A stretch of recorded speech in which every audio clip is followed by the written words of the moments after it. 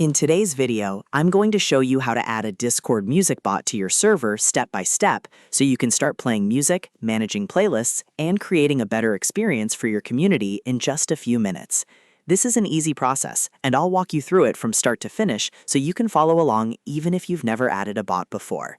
If this tutorial helps you, make sure to hit the like button and subscribe for more simple Discord guides just like this. Alright, let's get started. First, open your browser and go to a music bot website such as Jockie Music. You can use the official site at jockeymusic.com. Once the website loads, look for the Invite button or the Add to Discord button. This is the option that starts the bot authorization process and connects the music bot to your Discord account. After you click Invite or Add to Discord, Discord may ask you to sign in. If that happens, enter your Discord login details and continue.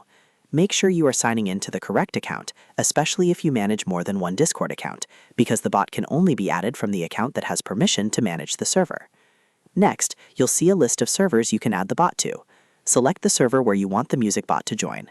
This is an important step, because the bot will only be added to the server you choose here. If you do not see the server you want, double-check that you have the proper permissions on that server, usually administrator or managed server access. Once you have selected the correct server, click Continue. Discord will then show you a permissions page. Take a moment to review the requested permissions carefully. Music bots often need permissions such as reading messages, sending messages, connecting to voice channels, and speaking in voice channels.